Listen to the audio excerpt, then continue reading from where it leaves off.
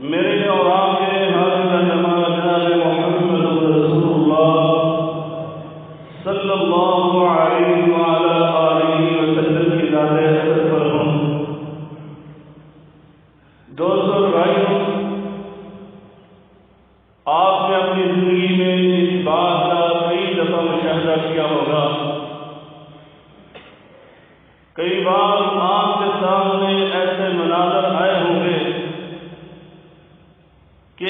اچھا بھلا چلتا کاروبار اچانک سے بند ہو جاتا ہے،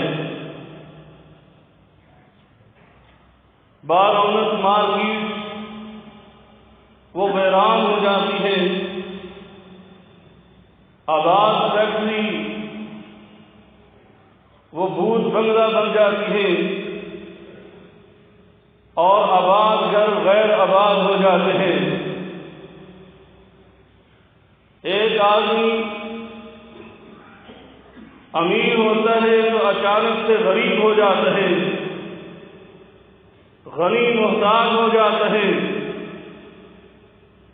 بلکہ ایک اچھا بھلا انسان صحت مند تنمند طاقتور جوان اچانک سے قبر میں اتار دیا جاتا ہے۔ کبھی غور کیا ایسا کیوں ہوتا ہے؟ اگر معاشرے میں ہم نظر دوڑاتے ہیں اور لوگ یہ بات کرتے ہوئے سنائی دیتے ہیں کہ اس آدمی پر کسی نے جادو کر دیا، اس کے کاروبار کی بندش ہو گئی، یعنی جادو کے حوالے سے بات کی جاتی ہے، اور اس بات سے ہم غفلت میں پڑے ہوئے ہیں، غفلت کا شکار ہیں، جو جادو سے بھی زیادہ خطرناک ہے، جادو سے بھی زیادہ پر اثر ہے،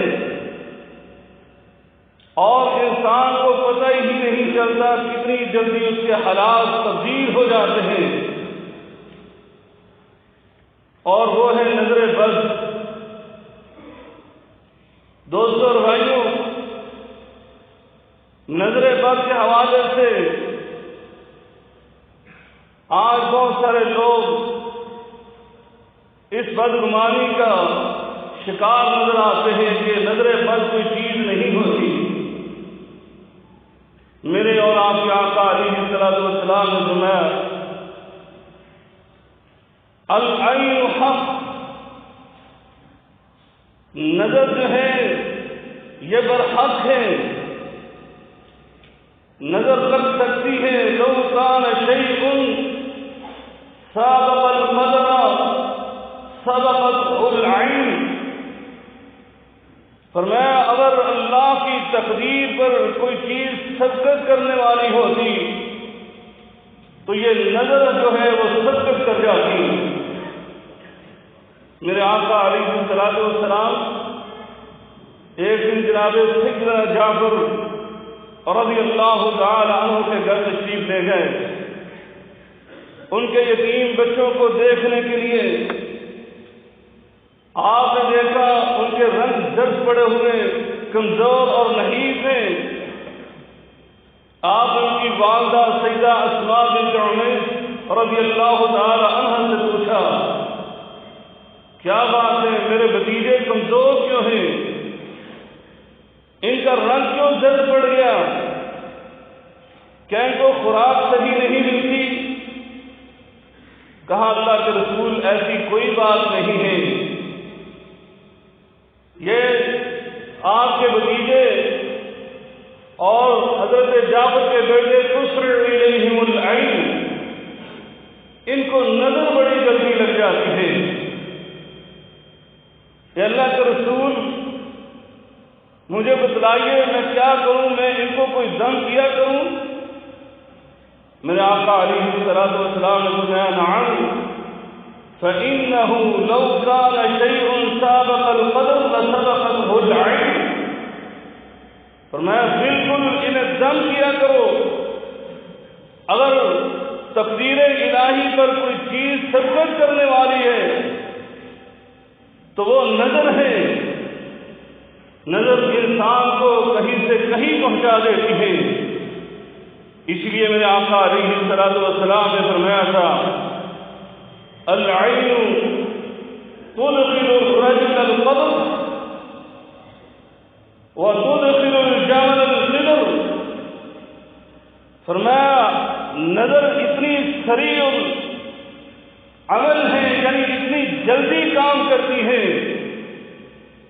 کہ انسان صبح اچھا بھلا ہوتا ہے، شام سے پہلے پہلے قبر میں پہنچ جاتا ہے۔ ایک اونٹ کو وہ شام سے پہلے پہلے دیر میں پہنچا دیتی ہے، اور اسی لیے میرے آقا علیہ السلام نے فرمایا تھا اکثر من یموت من امتی بعد قضاء اللہ وقدرہ، میری امت میں اکثر اموات اللہ کی قضاء و قدر کے بعد اگر کسی چیز سے ہوں گی تو وہ کوئی بیماریاں نہیں ہیں، وہ کوئی ایکسیڈنٹ نہیں ہے، بلکہ فرمایا بالعین، وہ نظر کے ساتھ ان کی اموات ہوں گی۔ میرے دوستوں اور بھائیوں، یہ نظر بد اتنی تیز ہے اور اتنی پراثر ہے، اور جب انسان اس پر غور کرتا ہے کہ یہ نظر بد لگتی کیوں ہے، یہ انسان اپنی اس نظر سے اپنے بھائیوں کو نقصان کیوں پہنچاتا ہے، غور و فکر کرنے کے بعد ایک ہی بنیادی سبب نظر آتا ہے، اور وہ حسد ہے۔ جس انسان کے اندر یہ مذموم خصلت پائی جاتی ہے کہ وہ اپنے عزیز و اقارب سے، وہ اپنے رشتہ داروں سے، وہ اپنے دوست و احباب سے ان کی کامیابیوں پر، ان کی صحت پر اور اللہ کے دیے ہوئے مال پر حسد کرتا ہے، فرمایا اس حسد کی بنا پر یہ حسد کی نظر اس پر ڈالتا ہے، بسا اوقات اس کی نظر ایسا عمل کرتی ہے کہ وہ محبوب جو ہے وہ بیچارہ تباہ و برباد ہو کر رہ جاتا ہے۔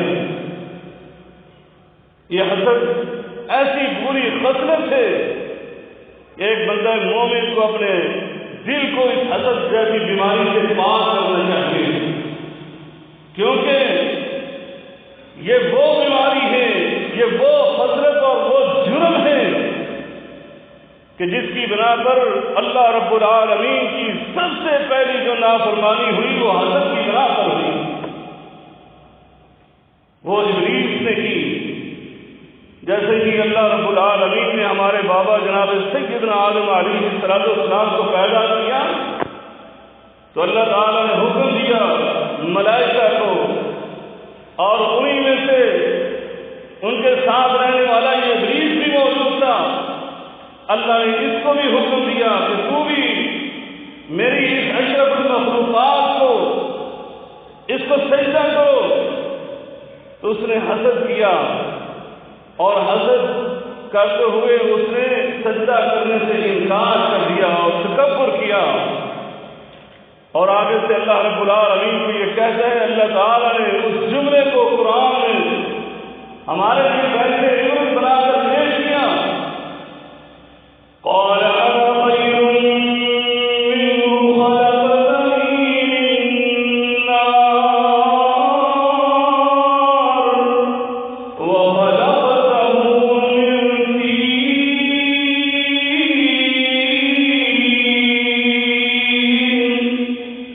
یہ ابلیس کہنے لگا تو نے مجھے تو آگ سے پیدا کیا ہے، آگ اوپر کو جاتی ہے، وخلقته من طین، اور اس آدم کو تو نے مٹی سے پیدا کیا جو نیچے جانے والی چیز ہے، اس لیے میں اس کو سجدہ نہیں کروں گا۔ دوستوں اور بھائیوں، یہی وہ جرم ہے کہ جس کی بنا پر اس روئے زمین پر ایک بھائی دوسرے بھائی کا قاتل بن گیا، اور اللہ نے اس کو بھی بیان کیا۔ یہ حسد کی بنا پر ایک حقیقی بھائی نے اپنے بھائی کا ہی قتل کر دیا۔ حابیل اور قابیل کا واقعہ اللہ تعالیٰ کہتے ہیں میرے بندوں کو پڑھ کر سناؤ، وَاتْلُ عَلَيْهِمْ نَبَأَ ابْنَيْ آدَمَ وَاتْلُ عَلَيْهِمْ نَبَأَ ابْنَيْ آدَمَ بِالْحَقِّ إِذْ قَرَّبَا قُرْبَانًا فَتُقُبِّلَ مِنْ أَحَدِهِمَا وَلَمْ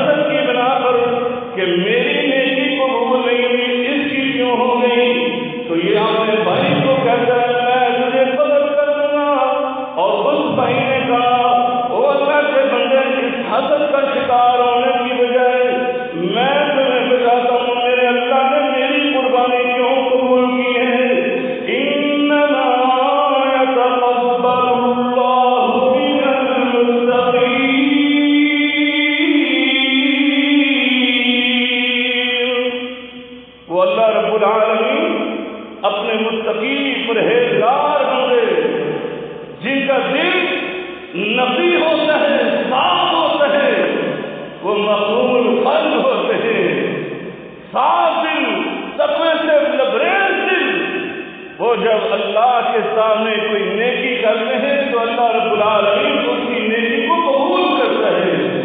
اور میں اپنے اندر سے حسد ختم کر کے میری تیرے کا تقوی اختیار کرو، اللہ تیری بھی قربانی کو قبول کرے گا۔ لیکن حسد جب آ جاتا ہے انسان کی عقل پر بھی پردہ پڑ جاتا ہے، اپنے ہی بھائی کو اس نے قتل کر دیا۔ اسی طرح اللہ تعالیٰ نے نبیوں کے بیٹے کے ذکر کیا، یہ انبیاء کی اولاد ہیں اور ایک نبی کے بیٹے ہیں، اپنے ہی ایک معصوم سے بھائی اس پر ظلم و ستم کیا اور اس حسد کی بنا پر کیا۔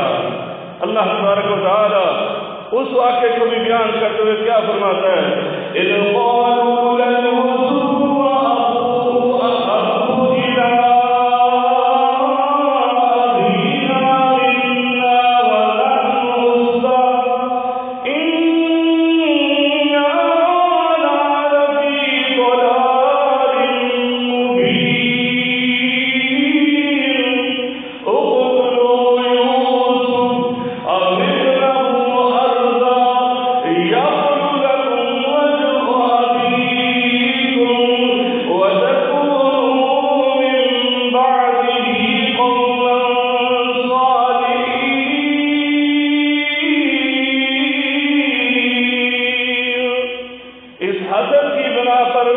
حضرت یوسف علیہ السلام کے بھائیوں نے آپ کے خلاف ایک سازش بنائی۔ حضرت یوسف علیہ السلام کے بارے میں کیا کہتے ہیں؟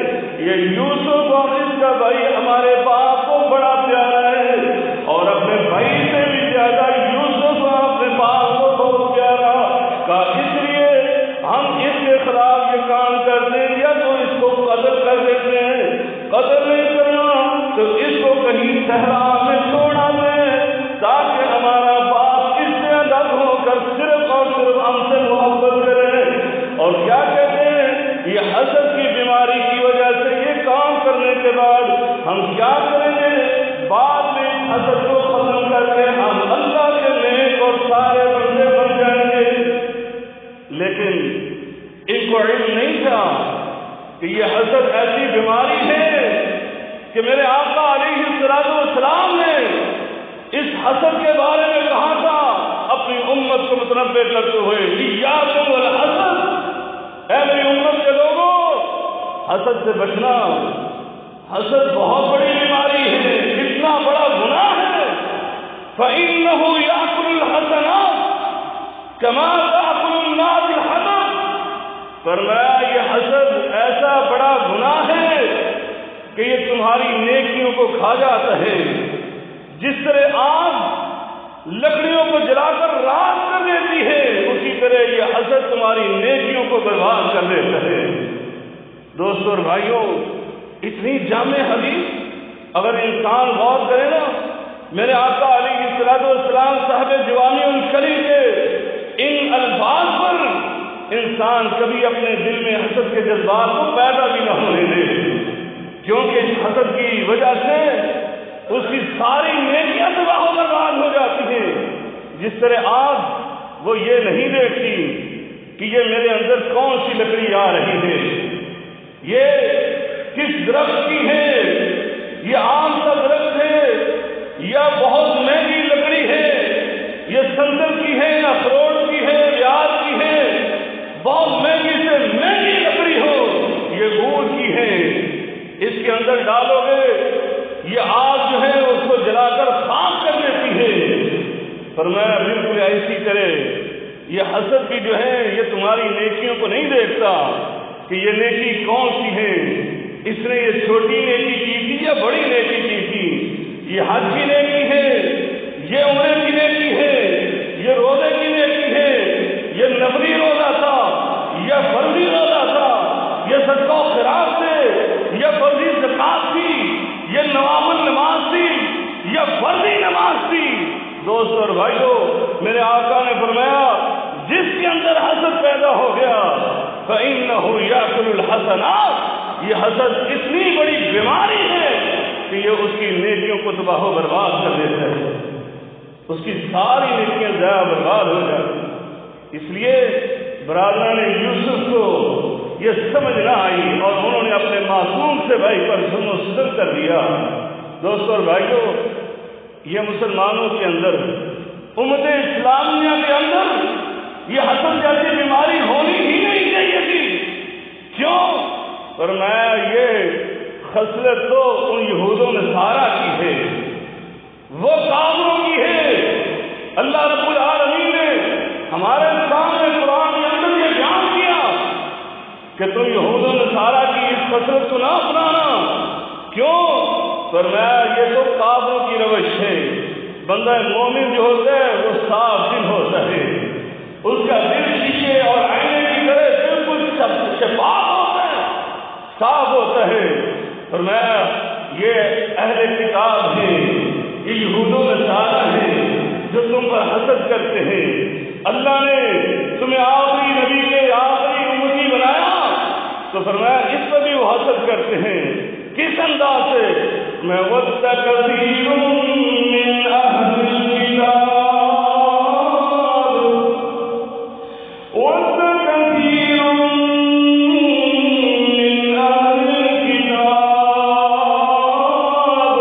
لَوْ يَرُدُّونَكُم مِّن بَعْدِ إِيمَانِكُمْ كُفَّارًا حَسَدًا مِّنْ عِندِ أَنفُسِهِمْ مِن بَعْدِ مَا تَبَيَّنَ لَهُمُ الْحَقُّ فَاعْفُوا وَاصْفَحُوا حَتَّىٰ يَأْتِيَ اللَّهُ بِأَمْرِهِ إِنَّ اللَّهَ عَلَىٰ كُلِّ شَيْءٍ قَدِيرٌ۔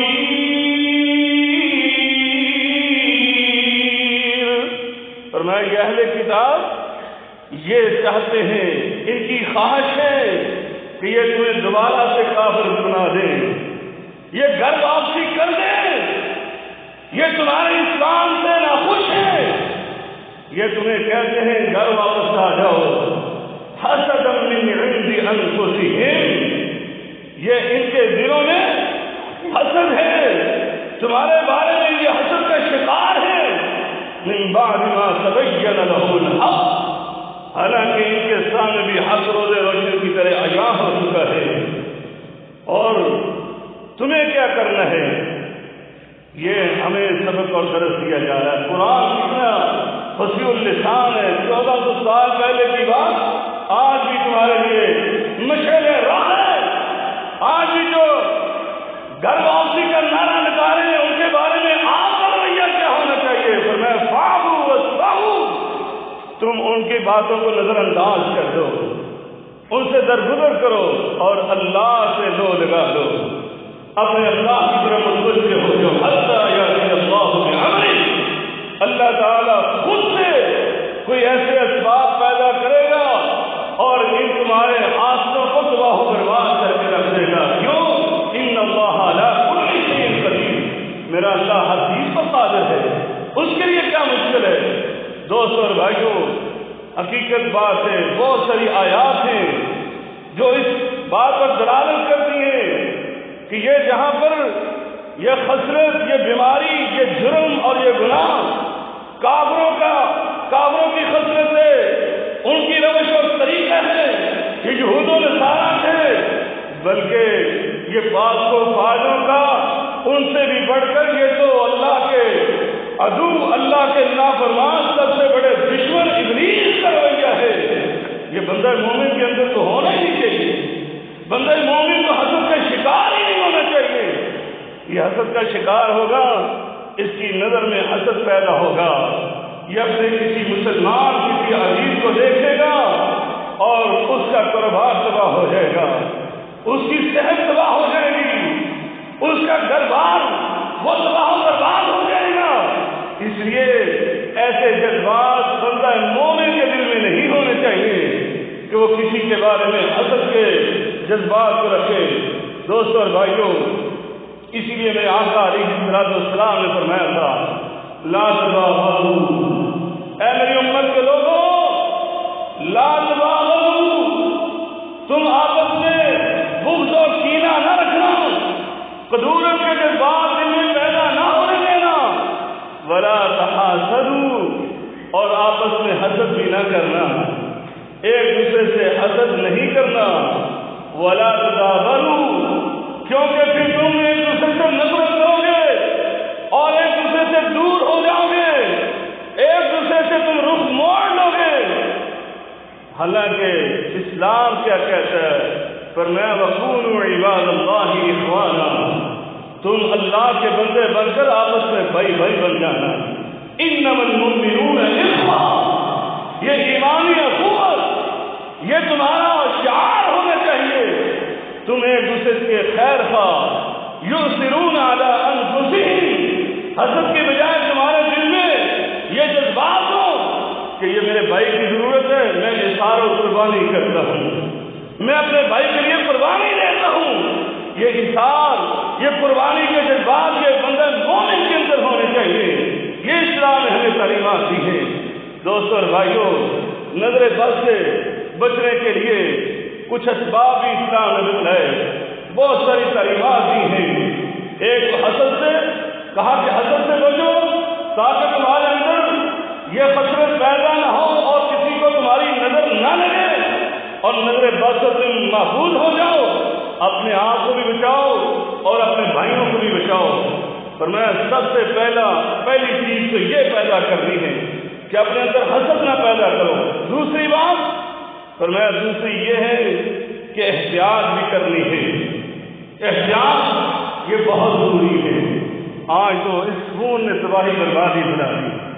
اپنے بیٹے کی تصویریں، اپنی اولاد کی تصویریں، سیر کرنے جاتے ہیں باغ میں بیٹھے، ہوٹل میں جاتے ہیں کھانا کھا رہے ہیں، کھانے کی تصویریں، اور پھر شیئر کرتے ہیں، اور وہاں پر اپنی عزیز و کارب جو انڈیا پاکستان میں بیٹھے ہوئے غریب، وہ جب دیکھتے ہیں یہ تو اپنی فیملی کے ساتھ پارک میں گھوم رہا ہے، اس کے بچے تو کتنی اچھی زندگی گزار رہے ہیں، یہ تو ہوٹلوں میں عیاشی کر رہا ہے، وہ پھر حسد ان کے اندر پیدا ہوتا ہے اور پھر وہ ایسی نظر سے دیکھتے ہیں کہ دیکھتے دیکھتے آپ دیکھتے ہیں یہاں پر کئی ایسے لوگ ہیں جن کے گھر تباہ و برباد ہو کر رہ گئے، جو کل امیر تھے آج غریب ہو گئے، جو کل غنی تھے وہ محتاج ہو گئے، مدد کرنے والے تھے تعاون دینے والے بن گئے۔ دوستوں اور بھائیوں، ایسے کام نہ کرو، یہ اللہ کی نعمتیں ان کا شکر ادا کرتے ہوئے ان کو غلط استعمال نہ کرو، بلکہ سب سے پہلا کام یہ کرنا چاہیے احتیاط کا۔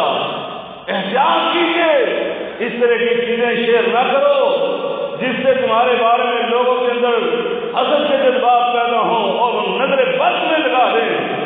حضرت یعقوب علیہ السلام نے اپنے انہی بیٹوں کو جنہوں نے اپنے یوسف بھائی کے ساتھ ظلم کیا تھا، جب یہ مصر میں گیا تو حضرت یعقوب نے احتیاطی طور پر کہا تھا یا بنی لا تدخلوا من باب واحد، اے میرے بیٹو ایک دروازے سے داخل نہ ہونا، تم نبی کی اولاد ہو، وجیہ الشکل ہو، باروز ہو، اور ماشاءاللہ اتنے زیادہ اکٹھے بھائی ایک دروازے سے داخل ہو گئے، کہیں نظر نہ لگ گئے۔ اے میرے بیٹو وادخلوا من ابواب متفرقہ، تم نے مختلف دروازوں سے داخل ہونا ہے۔ یہ احتیاط یہ ہمیں قرآن نے بتائی ہے۔ احتیاط کیجیے، اپنی نعمتوں کو دوسروں کے سامنے کھولتے نہ پھریں، اپنی کامیابیوں کو دوسرے کے سامنے بیان کرنے کی کیا ضرورت ہے؟ یہاں تو شیخیاں بکھیرتے ہیں، کامیابی اتنی ہوتی ہے اس کو اتنا بڑا بنا کر پیش کرتے ہیں، پتہ ہی نہیں اس کا نتیجہ اور رزلٹ کیا نکلے گا۔ وہ جو اتنی سی کامیابی ملی ہے وہ بھی چھن جائے گی اور کامیاب نامرادی کا منہ دیکھنا پڑے گا۔ اچھا بڑا بچہ پڑھ رہا ہوتا ہے، اس کے بارے میں دوسروں کو بتاتے ہیں میرا بچہ بڑا اچھا پڑھ رہا ہے، وہ اگلے دن ہی کتابیں چھوڑ کر کہتے ہیں میں نے پڑھنا ہی۔ دوستوں اور بھائیوں، اپنی کامیابیاں اپنے پاس سمیٹ کر رکھو، اپنے رب کا شکر ادا کرو، اپنے رب کا شکر ادا کرو جس نے آپ پر یہ انعامات دیے، لوگوں کو دکھانے کے لیے نہیں بلکہ اپنے رب کا شکر ادا کرنے کے لیے۔ ان نعمتوں میں سے کسی کا تعاون کر سکتے ہو تو وہ کرو، کسی کی مدد کر سکتے ہو تو وہ کرو، نہ کہ لوگوں کے سامنے اظہار تکبر کرتے پھرے، اظہار فخر کرتے پھرو، ایسا کام نہ کرو۔ سب سے پہلا کام یہ ہے کہ آپ نے احتیاط کرنی ہے۔ دوسری بات، میرے آقا علیہ الصلوۃ والسلام نے فرمایا تھا، ام المؤمنین سیدہ عائشہ صدیقہ رضی اللہ تعالیٰ عنہ حدیث کی راویہ ہے، آپ فرماتی ہیں میں نے نبی کریم صلی اللہ علیہ وسلم فرمایا استعینوا باللہ من العین، فرمایا اللہ کی پناہ میں آ جاؤ، اللہ سے پناہ مانگو۔ کس چیز کے؟ العین، یہ عین سے، نظر بد سے، نظر سے اللہ کی پناہ میں آؤ۔ یہ دعا کیا کرو، یا اللہ ہمیں دوسروں کی نظر سے محفوظ فرما، نظر بد سے محفوظ فرما۔ اور یہ پروٹیکٹر ہے، جیسے آپ چھوٹی چھوٹی چیزوں کو، یہ فون کو پروٹیکٹر لگاتے ہو، اس کے حفظ کرتے ہو، اپنے گھر کو پینٹ کرتے ہو، دروازوں کو بچانے کے لیے پینٹ کرتے ہو، کبھی اپنی بھی فکر کر لیا کرو۔ صبغۃ اللہ، اللہ کے رنگ میں رنگ جاؤ اور اللہ کی پناہ میں آ جاؤ۔ اللہ فرماتا ہے قل اعوذ برب الفلق من شر ما خلق ومن شر غاسق اذا وقب ومن شر النفاثات في العقد ومن شر حاسد اذا حسد۔ میرے آقا علیہ الصلوۃ والسلام پر جب یہ دو صورتیں نازل ہوئیں، میرے آقا نے سارے دم چھوڑ کر اپنے آپ کو ان دو صورتوں کا دم کرنا شروع کر دیا۔ کتنی اہم صورتیں، تم نے تو کبھی شاید پڑھا بھی نہ ہو، صبح و شام 3 بار ان کو پڑھا کرو۔ میرے آقا علیہ الصلوۃ والسلام نے اور بہت ساری دعائیں بتائی ہیں، فرمایا تیسرا کام یہ کریں، جیسے میرے آقا نے فرمایا اذا رأى احدكم من اخيه او من نفسه او من ماله يعجبه، جب تم اپنے بھائی کے اندر کوئی ایسی چیز دیکھو، اس کی کامیابی، اس کی کامرانی، اس کے مال میں بڑھوتری، اضافہ، یا پھر اپنے اندر دیکھو، اپنے نفس کے اندر صحت تندرستی دیکھو، اپنی آل اولاد کو دیکھو، اپنے مال و دولت کو دیکھو، اپنے دربار کو دیکھو، اللہ نے یہ ساری نعمتیں دی ہوئی ہیں، فرمایا یعجبہ، اگر تمہیں یہ اچھی لگتی ہے تو کیا کرو، فرمایا فادعوا لہ بالبرکہ، تو اللہ تعالیٰ سے برکت کی دعا کیا کرو۔ اگر کسی بھائی کے بارے میں دیکھا تب بھی برکت کی دعا کرو، اپنے بارے میں دیکھیے کوئی چیز جو تمہیں اچھی لگی ہے تو فرمایا تب بھی دعا کرو، یا اللہ تیرا شکر ہے، یا اللہ تم نے مجھے یہ نعمت عطا کی، اس میں تو اور برکت عطا فرما دے، یا اللہ تم نے مجھے اچھی اولاد دی، صحت والی، تندرستی والی، نیک فرما بردار، یا اللہ ان میں تو برکت عطا فرما دے۔ اس سے دعا کیا کرو۔ میرے آقا علیہ الصلوۃ والسلام نے یہ سبق اور درس دیا، فادعوا لہ بالبرکہ، تم برکت کی دعا کیا کرو۔ اللہ تعالیٰ سے دعا ہے اللہ تعالیٰ ہمیں ان احادیث پر اور ان تعلیمات پر عمل کرنے کی توفیق عنایت فرمائے، اور اللہ تعالیٰ ہم سب کو نظر بد سے محفوظ فرمائے، اور اللہ تعالیٰ سب کے دلوں سے حسد کی بیماری کو دور فرمائے۔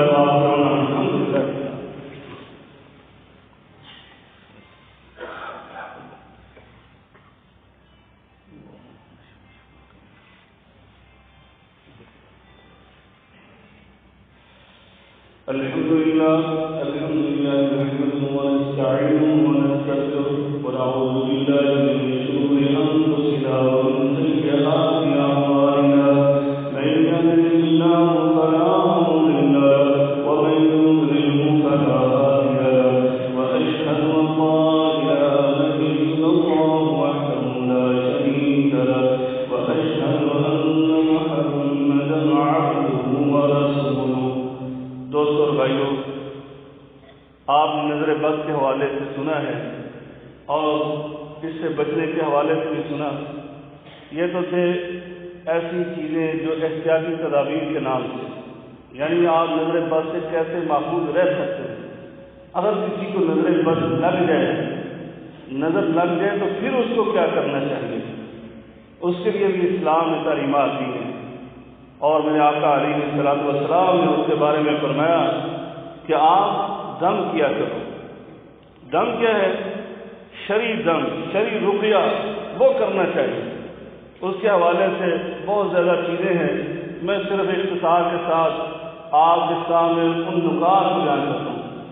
سب سے پہلے سورہ فاتحہ پڑھا اور اسی طرح سورۃ البقرہ کے شروع والی 6 آیات اور آخری 2 آیات اور آیت الکرسی، یہ سورۃ البقرہ سے آپ نے پڑھنی ہے، اور اسی طرح سورۃ القلم کی وہ آیا مبارکہ جو میں نے ابھی آپ کے سامنے 2 آیتیں میں پڑھی ہیں۔ خطبہ کے آغاز میں وَيَكَادُ الَّذِينَ كَفَرُوا لَيُزْلِقُونَكَ بِأَبْصَارِهِمْ کہ یہ کافر جو ہے نبی کریم صلی اللہ علیہ وسلم کے بارے میں جب مایوس ہو گئے نا تو آپ کے سامنے ایک ایسے بندے کو لے کر آئے جس کے بارے میں یہ معروف تھا کہ یہ جس چیز کو دیکھتا ہے اس کو بھسم کر کے رکھ دیتا ہے، ایسا نظر کا وہ کوڑی آدمی تھا، اس کو لے کر آئے، لیکن میرے آقا علیہ الصلوۃ والسلام وہ اللہ کی حفاظت میں تھے اس لیے کچھ نہ کر سکے، اور پھر آخرکار اسی بات پر آ گئے اور کہنے لگے انہ لمجنون، اس کو پرواہ ہی نہیں، ایسا بندہ ہم اس کے سامنے لے کر اس نے نظر اتفاق بھی نہیں کی ہے۔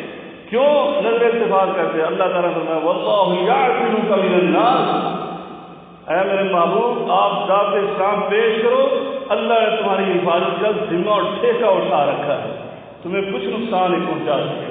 تو بہرحال اگر ہم بھی اللہ کی پناہ میں آ جاتے تو یقین جانے کوئی بھی دنیا کی طاقت ہمیں نقصان نہیں پہنچا سکتی، اور یہ نظر بد بھی ہمارا کچھ نہیں بگاڑ سکتی۔ اس لیے یہ کام کیا کریں۔ آخری تینوں کل سورۃ الاخلاص، سورہ فلق اور سورۃ الناس، ان کو پڑھا کریں، اور اسی طرح میرے آقا علیہ الصلوۃ والسلام کی بہت ساری دعائیں ہیں۔ آپ اپنے نواسر حضرت حسین کریمین رضوان اللہ تعالیٰ عنہ اجمعین ان کو دم کیا کرتے تھے۔ کیا دم کیا کرتے؟ اعیذکما بکلمۃ اللہ التامہ من کل شیطان وہامہ ومن کل عین لامہ، میں تمہیں اللہ کی پناہ میں دیتا ہوں، اللہ کی پناہ میں دیتا ہوں شیطان سے اور ہر نظر بد سے، تمہیں اللہ کی پناہ میں دیتا ہوں۔ آپ بھی اپنے بچوں کو، آپ فون پر ہی بات کر رہے ہیں اس وقت بھی دم کر دیا کریں، فون سے بھی دم کر دیا کریں، آپ پڑھیں گے آپ کی آواز آپ کے گھر میں گونجے گی، انشاءاللہ العزیز نظر بد سے محفوظ ہو جائیں گے۔ تو یہ کام کیا کرے۔ اور اسی طرح اگر جیسے میں نے پہلے کہا نظر لگ چکی ہے تو اگر پتہ چل جائے کہ یہ فلاں بندے سے نظر لگی ہے تو اس کو غسل کروایا جائے یا وضو کروایا جائے، اور اس کا پانی جو ہے محسوس جس کو نظر لگی ہے اس کے اوپر بہا دیا جائے، اس کو اس کے ساتھ غسل کر دیا جائے، تو انشاءاللہ العزیز میرے آقا علیہ الصلوۃ والسلام نے تمہیں تب بھی اس کی نظر جو ہے اتر جائے گی اور یہ صحت مند انسان انشاءاللہ ہو جائے گا، جیسے کہ نبی پاک صلی اللہ علیہ وسلم کے دور میں ہوا۔ حضرت سہل رضی اللہ تعالیٰ عنہ نہا رہے تھے اور ایک صحابی حضرت عامر بن ربیعہ وہ گزرے تو انہوں نے دیکھا اور کہا کہ یہ کتنا خوبصورت ہے، اس کا جسم اتنا چکنا، اتنا سفید، اتنا ملائم، میں نے کبھی اس طرح کا خوبصورت جسم نہیں دیکھا۔ اتنا ہی کہنا تھا کہ وہ درخت سے نیچے گرے اسی وقت، اور ان کو اٹھا کر میرے آقا کی خدمت میں لایا گیا۔ تو میرے آقا نے کیفیت دیکھی تو کہا کیا ہوا اس کو، اتنا اچھا صحت مند کیا ہو گیا؟ تو لوگوں نے بتایا کہ ایسے ہوا ہے۔ تو آپ نے فوراً عامر بن ربیعہ کو بلایا اور کہا کہ تم ایسے غسل کرو، اور اس کا پانی لے کر اس کے اوپر ڈالا گیا اور اللہ تعالیٰ نے فوراً اس کو شفا دے دی۔ اللہ تعالیٰ ہم سب کو نظر بد سے محفوظ فرمائے۔ ان اللہ وملائکته یصلون علی النبی یا ایھا الذین آمنوا صلوا علیہ وسلموا تسلیما اللهم صل علی محمد وعلی آل محمد